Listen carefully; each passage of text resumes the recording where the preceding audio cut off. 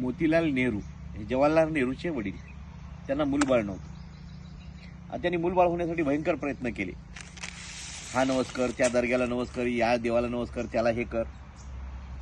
पण नंतर काय झालं की त्याला त्यांच्या एका मित्रानं सांगितलं की हिमालयात अशा अशा ठिकाणी एक साधू आहे, तू त्या साधूची जाऊन सेवा कर म्हणे, तुम्हाला मूलबाळ होईल. त्यानंतर काय झालं की मोतीलाल नेहरू त्यांची पत्नी त्या साधूकडे गेली, त्याची सेवा वगैरे केली. तिथं झाडून काढ, त्या आश्रमामध्ये त्याला जेवू घाल, त्याला पाणी आणून दे, साफसफाई कर, पूजेचं फुलं वगैरे आणून दे, जे काय असेल त्यांनी सेवा केली. तर साधू जो असतो ना, तो कुणाची सेवा, कुणी खाऊ घातलं असेल, कुणी काही दिलं असेल, ते ठेवत नाही. बाकी ते ऋण राहिलं का त्याला पुन्हा जन्म असतो, कुणाचं ऋण ठेवत नाही. तर ते म्हणे की बा तुम्ही एवढी माझी सेवा केली, तुम्हाला काय पाहिजे ते सांगा. आता ते साधू तर अंतर्ज्ञानी होतं, त्याला माहित होतं की याला कशासाठी आले ते. पण तुम्ही ज्या गोष्टीसाठी आले ते तुमच्या नशिबात नाही, म्हणे तुम्हाला मूलबाळ होणार नाही. कुणाला म्हणे? मोतीलाल नेहरूला, त्याच्या पत्नीला तो हिमालयातला साधू म्हणाला. त्यानंतर काय झालं की ते म्हणे आमच्याकडे सगळं आहे, म्हणे सुख संपत्ती सगळं आहे, पैसा पाणी भरपूर आहे. मोतीलाल नेहरू म्हटले आम्हाला फक्त मुलगा पाहिजे, आणि तुम्ही जर ते देत नसेल तर आमची काही नाराजी नाही, आम्ही जातो. म्हणे ते म्हणे तुला काय नागमणी पाहिजे, काय पाहिजे तू सांग, कोणती वस्तू अशी तंत्रशास्त्रातली, ते पण मी देतो. म्हणे सोनं पाहिजे, द्रव्य पाहिजे, काय पाहिजे तुला, गुप्तधन पाहिजे. ते म्हणे आम्हाला हे काहीच नाही पाहिजे, आम्हाला मुलगा पाहिजे. आणि ते दोघं नवरा बायको हात जोडून जायला निघाले. तेवढे साधू म्हणे थांबा, म्हणे त्या मोतीलाल नेहरूच्या पत्नीला म्हणे आई तुला मुलगा होईल. आणि तिने हात जोडले आणि घरी गेले. ह्या साधूनं आपलं शरीर त्याग केलं, इकडं तिच्या पोटात गर्भाच्या रूपात आला, ते म्हणजे जवाहरलाल नेहरू. आता हे माणूस येताना 2 खुणा घेऊन येते. साधूच्या अवस्थेत असताना त्याची साधना, जे त्याच्या मनातले काम, क्रोध, लोभ जे काही जाळायचे राहिले असतील, ते कामवासना आहे ना, लवकर जळत नाही. कामवासना सगळे तुमच्या गोष्ट म्हणजे दोष जळतील तुमचे. कामवासना मरताना सुद्धा, म्हाताऱ्या माणसाची सुद्धा जळत नाही. एक तर गुरुकृपा पाहिजे, नाही तर तिचा भोग घेतला पाहिजे. भोग घेऊन तर त्या जन्मात राहिलेल्या इच्छेपोटी राजयोग जवाहरलाल नेहरूंना मिळाला.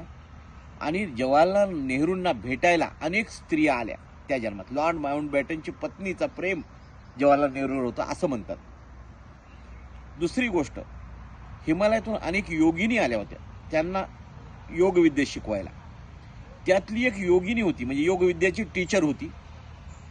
जवाहरलाल नेहरूच्या मृत्यूनंतर त्या टीचरला इंदिरा गांधीनं भयंकर छळलेलं आहे.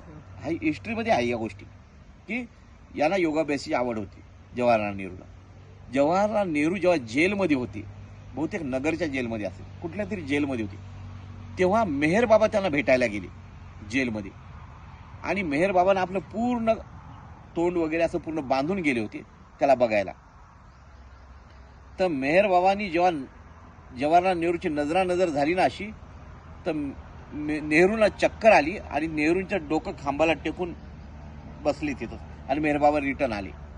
तर हे जे भेट होती, नुसतं कटाक्ष टाकणं एखाद्या साधूनं किंवा सत्पुरुषानं किंवा अवतारानं, हे सुद्धा पुण्याचं काम आहे. तिथून त्याची प्रगती पुढे त्या दिशेला जात होतो, आध्यात्मिक दिशेला. जे काय कार्य म्हणजे खुदा की बाते खुदाई जाणे, आपण नाही सांगू शकत की त्यानं कशासाठी हे केलं. साईबाबांनी टॉयलेटला जाताना, साईबाबा सकाळी लेंडी बागेमध्ये वाजंत्री वाजवायचे, बँड वाजवायचा. ते माझी टॉयलेट होईपर्यंत इथं बँड वाजला पाहिजे म्हणे. हे याला म्हणतात स्पिरिच्युअल वर्ल्ड डिफरंट वेनं करणारे. हे मस्त आहेत, त्यांना वाटलं ते करतील. त्यांनी जर काशी इथं 2 कागद घेतली, त्याची पुंगळी बांधली आणि ते कागद जर फाडला असा, तर तिकडे त्या 2 देशाचं डिव्हिजन होऊ शकते.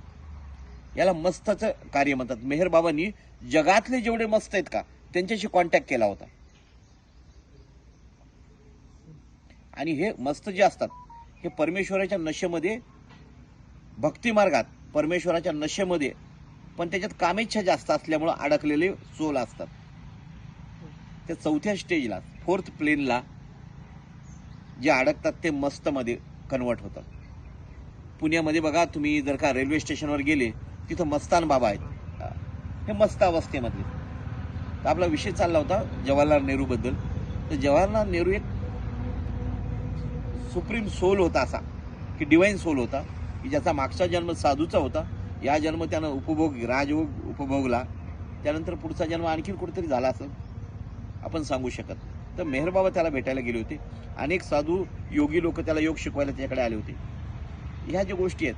म्हणून एखादा व्यक्ती जर का विमानात फिरत असेल, भारी भारी कपडे घालत असेल, चांगली सिगार ओढत असेल, याचा अर्थ असा नाही की तो अय्याश आहे. त्याच्या मागच्या जन्मी त्यानं काहीतरी साधना केली, काही पुण्यकर्म केलं, त्या जन्मामुळे या जन्मात त्याला भेटले. आणि तुम्हाला जर श्रीमंत व्हायचं असेल तर कुठल्याच श्रीमंत माणसाला दोष ठेवू नका.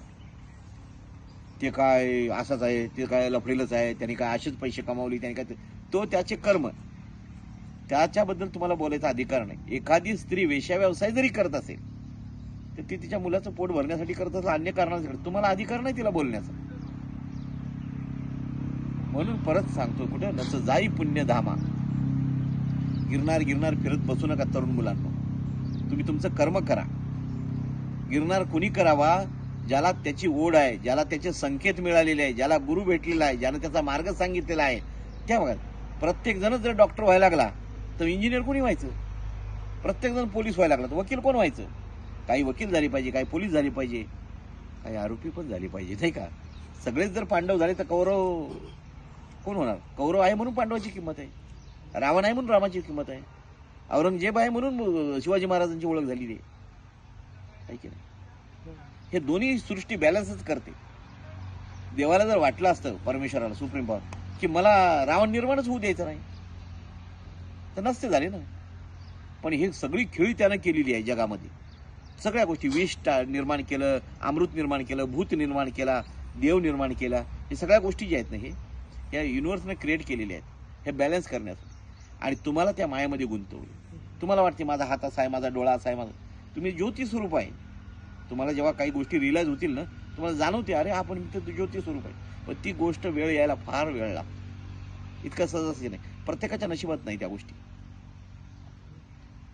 म्हणून नच जाई पुण्यधामा, बसरे करीत कामा, कामात लक्ष रामा, वर ठेवा अंतराची.